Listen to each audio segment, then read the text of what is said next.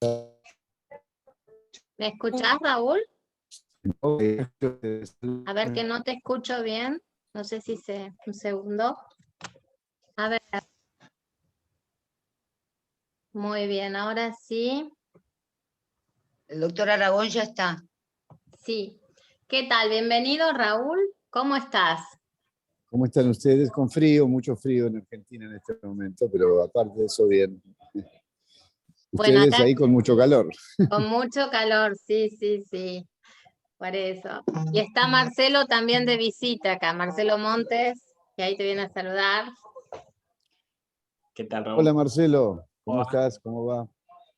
Así que lo invitamos como docente también en la universidad acá en Viena. Bueno, y te agradezco muchísimo por esta nota. Como dijimos, un tema que nos había quedado pendiente, hablar sobre Evita Perón, ¿no? Sí. Sobre el liderazgo, sobre su historia. Y me gustaría comenzar con una pregunta muy especial. ¿Qué influencia tuvo ser hija natural en su desarrollo luego de vida? ¿Qué influencia tuvo? ¿Qué natural? No escuches la... ¿Qué influencia tuvo ser hija natural de Evita, ok. ¿sí? En su desarrollo de vida? Sí, no es puntualmente ser hija natural, es todo lo que conllevó es...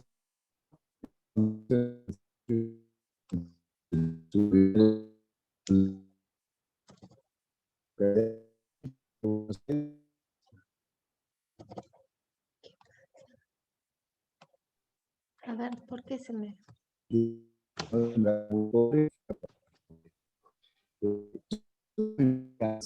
Tuvo implicancias. Creo que básicamente Eva Perón era consciente de lo que era la pobreza y era consciente también cómo desde la pobreza se podía conservar la dignidad. Eva Perón vio que su madre mantenía a sus hijos con una máquina de coser. Entonces, cuando Eva llega al poder, lo que hacía, entre otras muchas otras cosas, era repartir máquinas de coser a las mujeres solteras con hijos. Porque ella entendía lo que era dos cosas, el esfuerzo de la pobreza por mantener una vida digna, pero además la posibilidad de, desde la pobreza, aún en la pobreza, generar recursos suficientes como para cubrir lo mínimo necesario de una familia, ¿no? Así que sí, yo creo que tuvo, como insisto, no es solamente lo de hija natural y la discriminación implícita de eso en un pueblo chico, conservador, tremendamente católico, etcétera, que eso fue un peso importante en la vida de Evita, sino también la experiencia de ver cómo era la pobreza y vivir la pobreza. No necesito que nadie se la explique. Por lo cual, cuando ella llega al poder, utiliza ese conocimiento para tener una relación más comprensiva con lo que ella llamaba los descamisados, los descastados, los marginados, ¿no? Así que sí, fue importantísimo eso en su formación política. ¿Qué fue lo que considerás, por qué ha sido tan discriminada u odiada por la clase aristocrática argentina?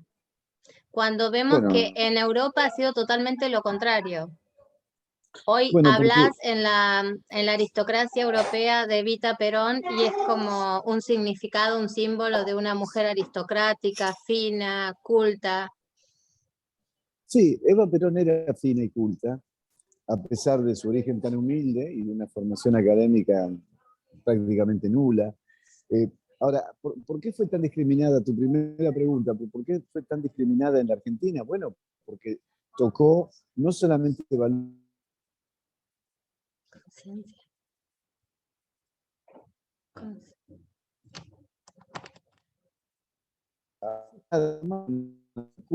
una familia tradicional,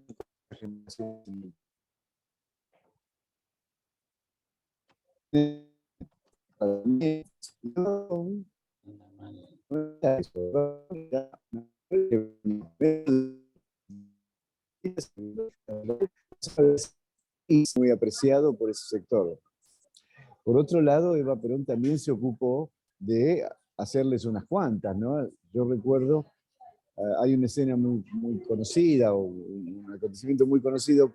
La primera dama tradicionalmente al mismo tiempo asumía la presidencia de las damas de beneficencia, que juntaban ropa y se la distribuían a los pobres y todo esto, ¿no? Hacían como, entre comillas, obra social.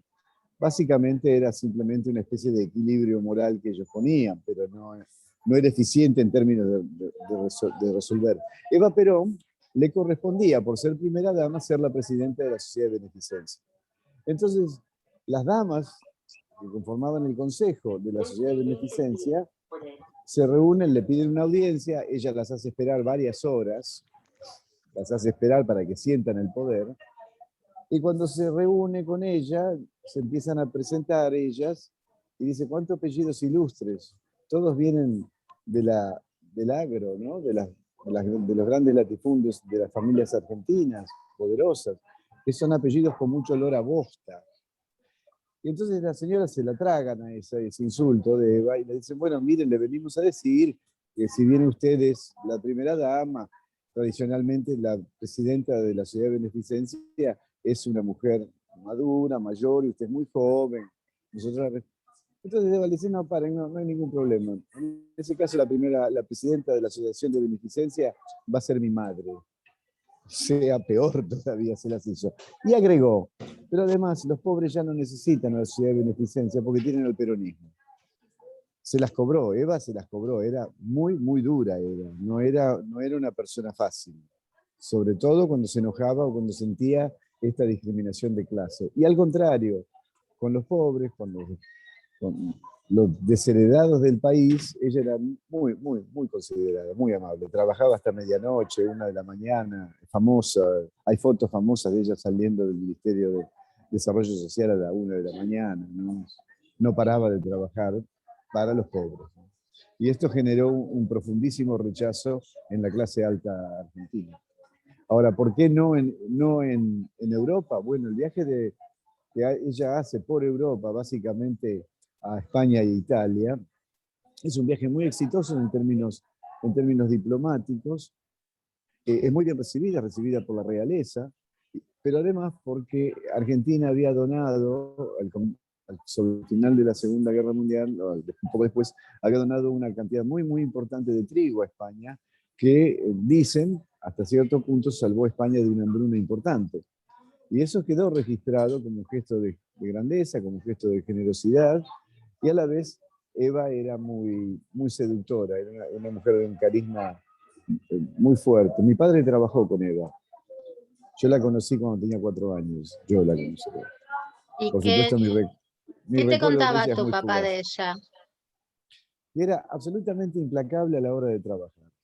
O sea, ella se sacrificaba, pero exigía sacrificio. Pero a la vez, a sus empleados, a la gente que trabajaba con ella, les trataba de solucionar la vida de todas las maneras posibles, ¿no? Es decir, era exigente y generosa al mismo tiempo, era exigente y considerada. Así, hacé tu trabajo, hacelo bien, no me venga con que hoy tenés sueño. No, porque de vos dependen, no sé, 300, 500, 100, 10.000 familias, o sea, no lo podés hacer a eso. Pero, ¿qué te pasa? ¿Qué necesitas? Vemos cómo lo arreglamos. Era esa cosa, era muy exigente, muy estricta y muy generosa. Le decían la señora, nadie le decía Evita, le decían señora. Y cuando se referían a ella hablando entre terceros, le decían la señora dijo, la señora quiere, ¿no? Era la señora. Habla sobre el tema de que se refiere al kirchnerismo y Evita. ¿Cuál es la relación que hay y cuál pensás? ¿Es Cristina Fernández de Kirchner fanática o devota de Evita? Sí, yo creo que sí, creo que toma mucho de Eva Perón, y no me parece mal que lo haga, no lo digo como una crítica a la expresidente, no digo si está bien, lo toma. Recuerdo un pasaje del discurso que hace ella el día que ganaron las elecciones, las últimas elecciones presidenciales. Ella gana como vicepresidenta, y ella habla un poco antes de que hable el presidente, y en una parte del discurso, ahí en la plaza, llano, con un escenario bajo, rodeado de gente que aullaba y que aplaudía, ella se dirige al presidente y le dice, señor presidente, no le tenga miedo a la tapa de los diarios. gánese el corazón del pueblo, porque el pueblo nunca traiciona. Eso es Eva Perón hablando. Eso lo podría haber dicho Evita. Eso lo podría haber dicho Evita. Y a la vez, Eva tenía, que Cristina también lo tiene, una gran sensibilidad hacia lo femenino. Hay un discurso de Eva Perón en la Asamblea Legislativa. En Argentina la Asamblea Legislativa es la Cámara de Diputados de la Nación y de senadores de la Nación. Y ella, en teoría, institucionalmente no tenía derecho a pedir eso. Pero bueno, era Eva Perón y Perón era el presidente. Así que cuando Perón dijo Asamblea Legislativa, porque Eva quiere ir a pedir el voto femenino, era eso lo que iba a hacer, se reúnen. Y en esa asamblea, Eva Perón, en un pasaje, dice algo que es conmovedor. Dice, nosotras las mujeres siempre estuvimos alejadas de las grandes mesas donde se toman las decisiones, las grandes decisiones. Siempre fueron los hombres los que se sentaron en esas mesas. Pero ustedes, los hombres, fracasaron en hacer feliz a la humanidad. Porque como no saben cuánto cuesta crear una vida, les resulta demasiado fácil destruirla. Y con eso Eva consigue que las mujeres puedan votar en Argentina. Hoy nos parece un disparate que una mujer no pueda votar por ser mujer, nos parece ridículo. Pero sin embargo el mundo era así, eso fue en 1949 o 1950. El mundo era así en 1950. Así que en eso también hay una resonancia entre Cristina Kirchner y Eva en términos de una mirada así, muy combativa hacia lo femenino o en defensa de lo femenino. Con respecto a lo que muchas veces se critica en el peronismo y también se defiende sobre Eva Perón, ¿cómo pensás que los peronistas la ven hoy? Y también, ¿cómo se puede diferenciar lo que el peronismo ve como una Eva pura, pero hoy son anti-kirchneristas? Sabemos que dentro del mismo peronismo hay muchas personas que detestan a Cristina de Kirchner y Sí, que claro. también se dice ella usa como oportunismo imitar los, digamos, los discursos de Eva para atraer a la gente. Y si hacemos un análisis desde lo sociológico y psicológico, vemos que en la figura de Evita había un fanatismo y un amor hacia la patria, cuando que en Cristina se ve un cierto oportunismo. Mi pregunta hacia vos, ¿pensás que Evita Perón hubiese hecho con la República lo que está haciendo hoy Cristina Kirchner? ¿O qué diría Perón y Evita, vamos a decir Perón, qué dirían cuando hoy vieran lo que realmente quienes se llaman peronismo, que son los kirchneristas, hacen lo que hacen con el país? Bueno, primero hay que hacer una diferenciación entre kirchnerismo y peronismo. El kirchnerismo no es un peronismo. El kirchnerismo ni siquiera es una ideología, es un modo del populismo. Y el populismo, y esto hay una biblioteca de varios kilómetros que comparten esta opinión, biblioteca de escritores importantísimos internacionales, el populismo no es una ideología, es un modo de ejercer el poder con la única finalidad de conservar ese poder indefinidamente y de aumentarlo indefinidamente. Es Venezuela, por decírtelo de alguna manera.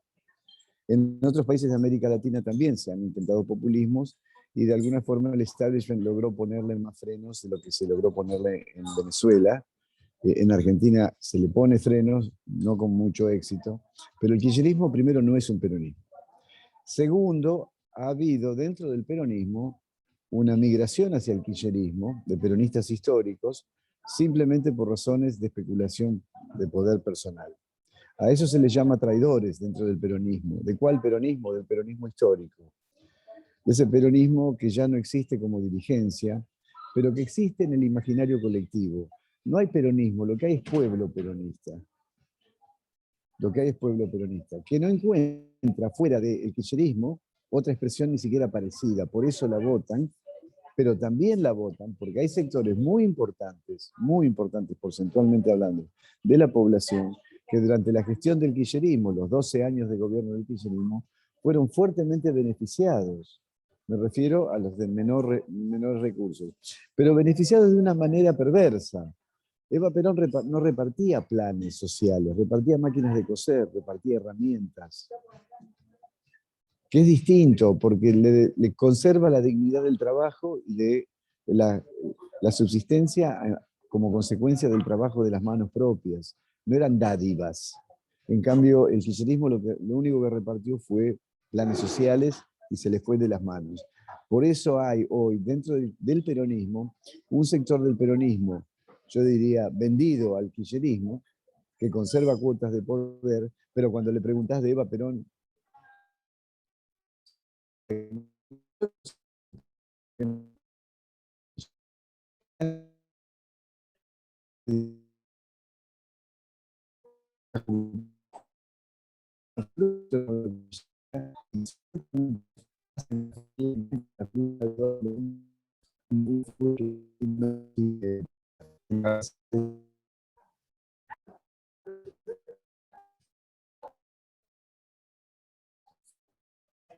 argentino, por lo menos.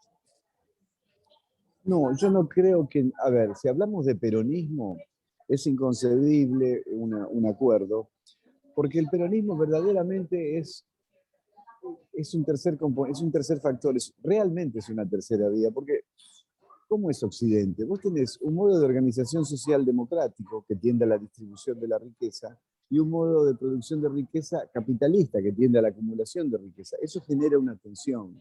Lo que hizo el peronismo, sobre todo en la primera presidencia de Perón y hasta la mitad de la segunda, fue posicionarse en el medio y generar una distribución de la riqueza más equitativa. Llegamos a distribuir 50 y 50. Y Perón decía, el peronismo no es que no quiere que haya ricos, el peronismo lo que quiere es que los pobres sean menos pobres y los ricos menos ricos, o sea, achicar las diferencias. Eso no es liberalismo, es incompatible totalmente con el liberalismo. Así que no creo que en definitiva, más allá de acuerdos electorales espurios, como puede haber sido hasta cierto punto el acuerdo de Carlos Menem con Alzogaray de la UCD, liberal, conservador, histórico, no creo que pueda haber un acuerdo verdadero programático. Puede haber acuerdos electorales, que no es lo mismo. Acuerdos programáticos donde se juntan y dicen, bueno, este es el modelo de país que queremos y lo vamos a hacer así. Yo eso no creo que sea posible entre el liberalismo y el peronismo. Me refería a esa lógica de movilidad social ascendente que Eva de alguna forma también plasmaba, ¿no? Eso por un lado. Y por el otro, si ese mismo modelo de distribución que el peronismo reivindica no va en el fondo en detrimento de la propia lógica capitalista, ¿no? Es decir, Argentina pareciera tener un capitalismo sin mercado y un socialismo sin plan, finalmente, ¿no? Producto de esa lógica del peronismo. ¿Qué te parece? Es que no es producto de la lógica del peronismo, es producto de la lógica de lo que vino después llamándose peronismo. No se puede decir que el menemismo fue un peronismo.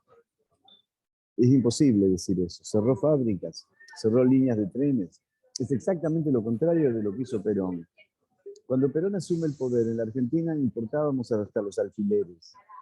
10 años después, cuando es expulsado del poder, Argentina exportaba electrodomésticos, heladeras, motocicletas, autos, aviones. Fue el primer país latinoamericano en producir el avión a reacción. Todo eso durante la gestión del presidente Perón, durante sus 10 años. Se creó la Marina Mercante, eliminamos el convenio con los ingleses que tenían un convenio de exclusividad por la compra y el transporte de la carne, por lo cual nos pagaban lo que querían. Y como eran los únicos que tenían barcos refrigerados, no había más remedio que vendérselos a ellos. Perón, en un gesto muy audaz, compra durante la Segunda Guerra Mundial, Estados Unidos tenía una necesidad de transporte marítimo creciente, y como son los americanos, esa capacidad inmensa de producción que tienen, desarrollaron un modelo de barco de transporte, de navío gigante, grande, que se llamaba Liberty, los famosos Liberty, que transportaban mercaderías, soldados, etcétera, de Estados Unidos a Europa para sostener la guerra. Cuando termina la guerra, quedan en línea de producción muchos de esos barcos en distintas etapas y paralizados. Y Perón los hace comprar por muy poca plata, los equipa con sistema de refrigeración, cancela el convenio con los ingleses y a partir de eso Argentina se convierte en una exportadora propia de carne, sin depender. Ahora, todo eso es exactamente lo contrario de lo que hizo Carlos Menem. Y ciertamente no es de ninguna manera lo que hizo el kirchnerismo, ¿no? Así que La lógica de lo que vos decís no es la lógica del peronismo, es la lógica de lo que se hizo después en nombre del peronismo, pero eso no es peronismo. Y respecto a Eva y la izquierda argentina, ¿qué sentimiento encontrás en la izquierda argentina respecto a Eva o de Eva respecto a lo que es tradicionalmente la izquierda o el modelo de Bueno, izquierda? hay un nivel de la izquierda, yo diría la izquierda moderada, que la reivindica como una luchadora social. La izquierda más extrema, digamos, el trotskismo, las expresiones más extremas, no la reivindican porque lo que ellos dicen es que al tener ese sistema de contención de la base social con una distribución de la riqueza diferenciada, o sea, más justa, lo que hace es eliminar la contradicción de la lucha de clases, esta es la mirada de ellos, no la mía, y eso impide que se instauren las condiciones históricas para la revolución social y la toma del poder por parte del proletariado. Pero eso es una mirada muy extrema, eso es la mirada del trotskismo. Más hacia el centro, la mirada del socialismo de alguna forma reivindica la figura de Eva Perón como una luchadora social y una mujer de una altísima sensibilidad social. Una pregunta, acá Soledad Ben Susan te pregunta, ¿cuál es el mandato del llamado pueblo peronista? Ah, bien. Hay que definir mandato, pero mandato, entre los términos que decimos con algunos colegas acá, es una demanda social que está por debajo de las demandas puntuales, es decir, una demanda social que está debajo por, bueno, controlen la inflación, controlen la inseguridad, generen más trabajo. Esas son demandas puntuales. Por debajo habría, en todos los países, históricamente es una demanda que es transversal a la sociedad o a la mayoría de la sociedad. Te voy a dar algunos ejemplos. La demanda social, cuando inicia la Segunda Guerra Mundial, era párenlo a Hitler. Y se convierte, ¿a quién le dan el poder? Bueno, a Churchill, que era un soldado. Termina la guerra, Churchill gana la guerra y pierde el poder. ¿Por qué? Porque había cambiado la demanda. La demanda era reconstruir en Inglaterra y un soldado no es para reconstruir. Cuando se instaura la Guerra Fría, de nuevo se necesitaba un soldado y entonces vuelve Churchill. Es así, es decir, ¿cuál es la demanda sectorialmente de lo que yo llamo el pueblo peronista? Es básicamente una distribución más justa de la riqueza y que tengan alguna esperanza de movilidad social. Alguna esperanza de movilidad social, porque eso quedó inscrito en el imaginario. Cuando vino Perón al poder, la universidad no era gratuita. No era gratuita. A los 2 años más o menos él decreta la gratuidad de o lo saca por ley, no recuerdo, no lo saca por ley, la gratuidad de la enseñanza universitaria de las universidades públicas. Y crea una instancia intermedia que son las escuelas técnicas, que tienen un estatus académico intermedio entre el título de la escuela secundaria y un título universitario. Son los técnicos, porque él decía, tenemos los ingenieros, tenemos los obreros, pero nos faltan los intermedios, los capataces. Entonces creó las escuelas técnicas que fueron exitosísimas, y eso permitió después un desarrollo industrial muy, muy importante, como el que te dije hace un rato, de qué cosas exportábamos cuando se fue Perón, ¿no? Para vos, Evita, ¿fue una demagoga? A ver, pero tendríamos que definir demagoga, o demagogia. ¿Qué es la demagogia? Es decir, ganar el voto o la adhesión popular dando. Y yo creo que es una mezcla. Eva daba, pero el peronismo también a través de Eva creaba condiciones de posibilidad de movilidad social importante y condiciones de posibilidad de vida digna para el sector del trabajo. Y eso no es demagogia, eso no es demagogia. Quizás es más demagogo el kirchnerismo, ¿no? Que da esos planes y planes y planes y planes, y ahora tienen un problema, que esos planes se han concentrado en la mano de unos pocos dirigentes, entre comillas, dirigentes sociales, que los distribuyen y los mantienen a condición de que los beneficiarios de esos planes participan de las movilizaciones sociales que ellos organizan, con lo cual, cuando quieren más planes, lo que hacen es movilizar un montón de gente al centro de la ciudad, rodear un ministerio, el Ministerio de Economía, de Desarrollo Social o lo que fuera, y exigir más planes. Es decir, Pero entonces si le dan más planes, después tienen más poder porque son capaces de movilizar más gente, en virtud del uso espurio de esos planes. Así que yo creo que no, que el kirchnerismo es más demagógico. ¿Cómo sería Evita hoy? Te hago dos preguntas. ¿Cómo sería Evita hoy? ¿Y cómo es tu reacción cuando escuchas un discurso de Evita Perón o ves una foto de ella o vas por Recoleta y ves su tumba? Bueno, voy a empezar por el final. Mi reacción cuando escucho un discurso de Eva. Mi carrera original es dirección de cine documental. Yo hice varios documentales sobre Evita y la estudié mucho. Y encontré mucho material que no es tan conocido. Y algunos de sus discursos son verdaderamente conmovedores. Verdaderamente conmovedores. Recuerdo puntualmente el discurso de ella en lo que llama el Día del Renunciamiento, cuando se definía la fórmula para el segundo mandato de Perón. La CGT, que era la columna vertebral del peronismo, exigía que fuera Eva Perón la vice.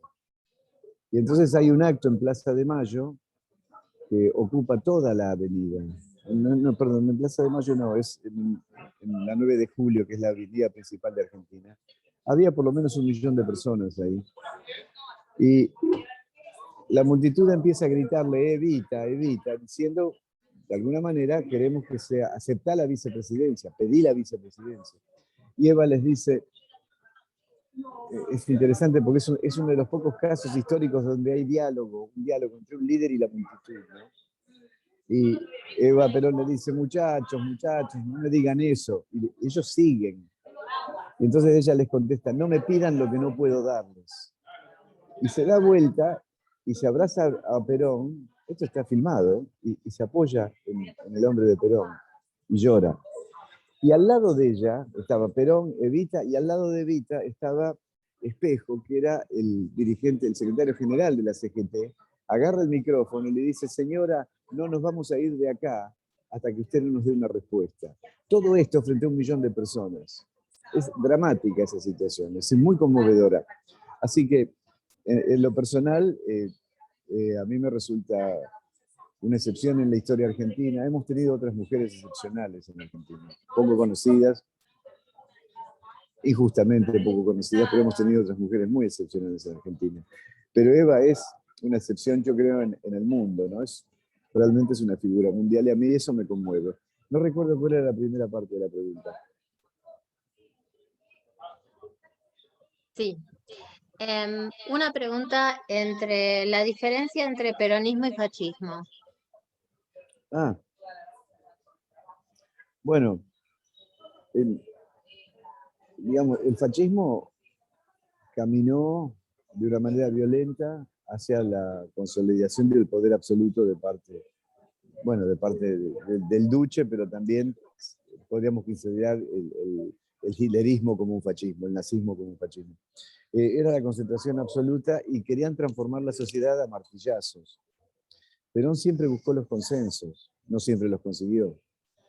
Él quería transformar la sociedad, entendía que necesitaba terminar su segundo mandato, entendía que necesitaba redistribuir la riqueza de una manera más equitativa, pero nunca usó la violencia para eso. Perón no era un hombre violento, es más, cuando se produce el golpe, el primer intento de golpe que hubo en Argentina, la aviación de la Marina bombardea Plaza de Mayo, que es la plaza central, la plaza que está frente a la Casa de Gobierno, la bombardea a eso de las 5 de la tarde, donde estaba llena de civiles. La idea era bombardear la Casa Rosada, que es la Casa de Gobierno, porque suponían que Perón estaba ahí, querían matarlo bombardeando la casa, una animalada. Mataron 256 civiles. Después de eso, los aviadores se refugian piden asilo político en Uruguay, siguen volando, atraviesan el río y se quedan ahí. Y los líderes de ese movimiento les correspondía fusilamiento, correspondía ser fusilados por la ley marcial, la ley militar. Y Perón no lo fusila, porque no quería eso. Y en el 55, cuando se produce el segundo golpe, los militares sublevados eran una minoría y los generales leales a Perón en principio leales, le decían: general, los rodeamos y lo tenemos. Somos una superioridad numérica importantísima. Era fundamentalmente en la ciudad de Córdoba. Los otros regimientos habían marchado hacia Córdoba y no había ninguna posibilidad de que ese golpe tuviera éxito. Y Perón demoró 1 día, 2, 4, 5 días. Y entonces lo que sucedió es que algunos de esos generales, en principio la de Perón, empezaron a pasarse a la revolución, a la subversión. Y entonces finalmente Perón es derrotado. ¿Por qué hizo eso Perón? Porque no quería un baño de sangre. Y lo dijo en ese momento. Es decir, Perón no era un hombre violento. Era otras cosas, pero no era un hombre violento. No comulgaba con la violencia, a pesar de ser un militar, ¿no? Te quiero hacer una pregunta. Yo me crié en Argentina. Bueno, mi familia era radical, después fue de la UCD. Entonces, te imaginas, con esa filosofía de los radicales con respecto al peronismo. Llegué a Austria como docente y claro, por la visión de Evita tuve que investigar mucho sobre la vida de Evita Perón, mirar los documentales, estudiar, leer mucho sobre la vida de ella, y al investigar y tener que analizar su historia de vida, me cambió muchísimo mi opinión sobre Evita. He llegado a llorar y a emocionarme cada vez que, y me tengo que enfrentar con muchas opiniones de amigos, conocidos que son liberales. Vos sabés que yo soy libertaria de alma, porque sigo las ideologías de Javier Milei al 100%, pero me doy cuenta que el odio que le tiene el argentino a la figura de Evita es por esa imagen que le vendió el radical. Pero si uno analiza desde el punto de vista sociológico y psicológico la historia de su vida, ¿a dónde llegó con 33 años? ¿Cuál fue su misión? ¿Cuáles fueron sus ideas? Y el convertimiento que hizo ella al final de su vida, porque también tuve acceso a mucha literatura, a confesiones que me había suministrado inclusive un sacerdote que había sido su confesor, ¿sí? A mí me llegaron informaciones escritas para hacer un análisis. Me doy cuenta que ha sido una visionaria en muchos sentidos. No ha tenido las intenciones que interpretó la cultura, digamos, aristocrática, vamos a llamar de Argentina. Yo misma me crié en una sociedad de Recoleta, en una sociedad de padres de Recoleta, que odiaban a Evita Perón, porque la miraban con otra visión, donde yo interpreté otra visión totalmente diferente en el momento de analizarla. ¿Cómo lo ves vos como sociólogo? ¿Es la interpretación correcta la que estoy viendo, que ha sido una mala información de los radicales queriendo arruinar su postura, su persona, y que realmente ella no tenía esas ideologías o esas malas intenciones como se la ha visto en Argentina? ¿Cómo lo ves vos desde tu análisis, que lo Mira, viviste? yo creo que fue una dirigencia coyuntural de los radicales que instalaron esa visión. Ciertamente no son los radicales de ahora, no son los radicales de ahora. Yo no me imagino a Raúl Alfonsín denostando a Eva Perón, de ninguna manera, al contrario, al contrario. Y yo tengo muchos amigos radicales, hablo mucho con los referentes radicales, primera y segunda línea. Las veces que hemos mencionado a Eva, manifiestan un respeto absoluto. No, creo que lo que instaló esa mirada fue el sector más duro de la derecha argentina, de la derecha oligárquica, que encontró, sí, en el radicalismo una representación de antiperonismo y de alguna forma utilizó eso para instalar ese odio a la figura de Perón, que en definitiva es una minoría. Es decir, es muy difícil hoy, cualquier estudio de opinión pública sobre la imagen de Eva Perón le da altísimo, una calificación altísima. Eso no quedó eso. Pero sí, y volviendo a algo que decía como al comienzo, lo que hace Eva Perón es imperdonable para ese sector oligárquico, terrateniente, que venía de toda la historia del país, de 100 años, 200 años de historia, como la clase que gobernaba porque eran los que sabían, y en muchos sentidos lo eran, ¿no? O sea, la generación del 80 realmente también reconozcámosla, hizo mucho por el país, es decir, es verdad, no es ni siquiera un problema ideológico, lo hicieron. llegamos a 1910 siendo la sexta economía del mundo, o sea, ¿eso quién lo hizo? ¿Okay? Ahora, el modelo de Alberdi, extremado, mezclado con aspiraciones personales, llevó a una deformación de esa mirada que termina por endiosar a la clase alta casi como diferenciada, como seres de otra calidad humana, y que de repente ve su espacio de mayor representación, la presidencia y la figura de la primera dama, usurpada por un militar también de orígenes muy humildes, pero no era un militar de origen humilde, y una hija natural de un pueblo menor, que además era actriz, y ahora es la primera dama. Eso es imperdonable en ese imaginario de la derecha oligárquica, ¿no? Y creo que se instaló desde ahí. Yo no creo que fue el radicalismo, no le podemos cobrar eso hoy al radicalismo. Yo creo que el radicalismo tiene un gran respeto por la figura de Eva Perón, más allá de lo ideológico. Por ahí podrían ser críticos de algunas acciones, de algunas políticas, seguramente, pero en términos de humanos y de gestión básica, de gestión directa, creo que todo el espectro político la respeta, ¿no? Yo te agradezco muchísimo por estas respuestas. Invito a los participantes si quieren hacerte una pregunta antes de cerrar con la nota. Muchas gracias. Yo tengo una, Raúl, tiene que ver con esto que decía, especialmente la posición de Perón ahí sobre el final de su gobierno, a propósito de los bombardeos. Esa fase represiva que hubo, ¿no?, en su segundo gobierno, sobre todo después de la muerte de Eva, ¿tiene alguna relación con eso, con la desaparición de ella, o son conflictos puntuales? Me refiero a la quema de iglesias, bueno, el tema de la detención de algunos dirigentes opositores, el problema con las universidades, etc. ¿Tiene algo que ver ese Perón represivo, autoritario, con la muerte de ella, con la pérdida de ella, o no? Sí, yo creo que sí. Creo que la pérdida de Evita fue un golpe muy duro para el país, obviamente, pero también para el general Perón. Creo que lo confundió. Creo que en algún momento incentivó demasiado la reacción y se le fue de las manos, como la quema de iglesias, como el 5 por 1, ¿se acuerdan? Por cada uno de ellos, por cada uno de nuestros van a caer 5 de ellos. Dicho desde un balcón presidencial, es muy, muy fuerte y muy imprudente. Creo que se equivocó y fue bastante obvio, pero también tenía enfrente a señores que eran capaces de bombardear la Plaza de Mayo y mandar 250 argentinos totalmente inocentes. Una de las bombas cayó arriba de un colectivo lleno de chicos de escolar que venían a visitar la ciudad de un pueblo. Te tenés que enfrentar con alguien que es capaz de hacer eso, ¿no? Pero sí, pero también hay que mirarlo en contexto. Era una época de mucha violencia, era otra cultura, pero esto no lo justifica Perón en su error, en algunos errores represivos que cometió, yo creo que sí. Pero tampoco, cuidado, Eva Perón no era suave.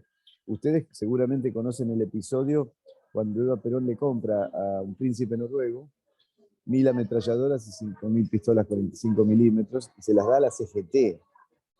Se las da a la CGT, a los obreros, y cuando Perón se entera, porque también ella jugaba la de ella, cuando Perón se entera le dice, pero vos estás loca. Él le dice, no, Juan, los únicos que te van a defender van a ser los trabajadores, entendelo.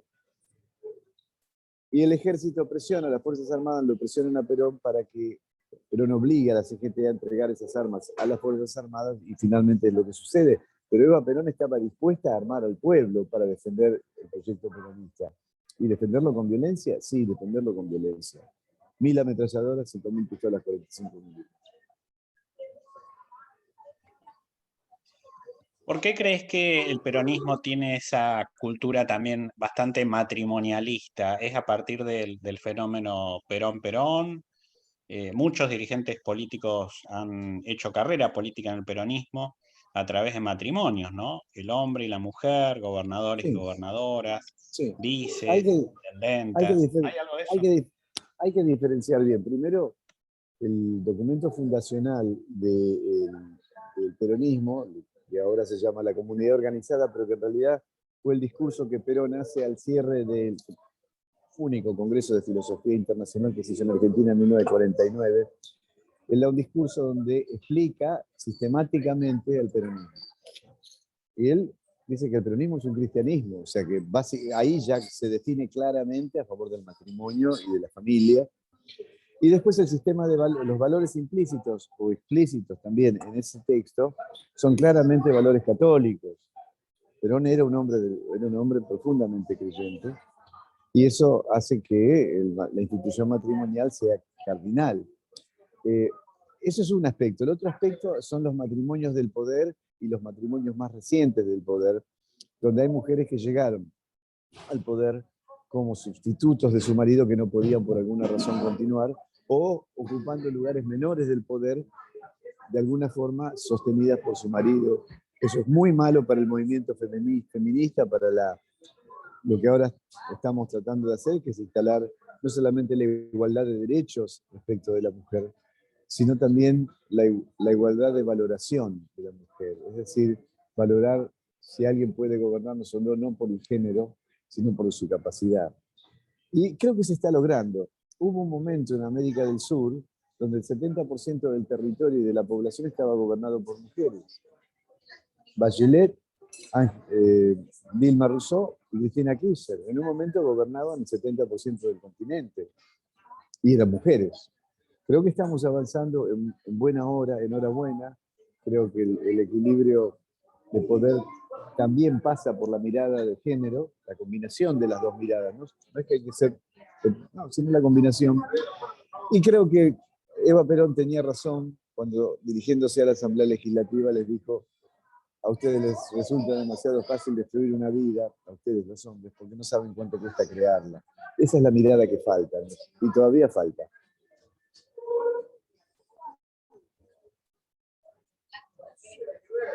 La última pregunta, ¿cuál es para vos el futuro del peronismo? Y muchísimas gracias. Es difícil decir cuál es el futuro del peronismo, pero yo creo que el principio del futuro del peronismo se juega en la provincia de Buenos Aires el 24 de noviembre. Si el kirchnerismo, que se quedó con la estructura partidaria del peronismo, presionando a los intendentes peronistas para que obliguen a las legítimas autoridades peronistas elegidas como presidente y vicepresidente del partido peronista de la provincia de Buenos Aires, presionándolos para que renuncien y soporten la figura de Máximo Kirchner como presidente. Si ese proyecto es derrotado en las urnas, el peronismo podría volver con una dirigencia más joven. Y tendríamos que discutir cómo es un peronismo en el siglo XXI, que no es el mismo peronismo del siglo XX, necesariamente. Si el modelo kirchnerista triunfa en las urnas, yo creo que no hay más peronismo. No hay más resto. Muchísimas gracias, Raúl, por No, todas estas gracias a ustedes. preguntas. Gracias y nos vemos en una futura nota. Eso Cuando esperamos. ustedes quieran, con mucho gusto. Muchas Buenas gracias. noches. Hasta luego.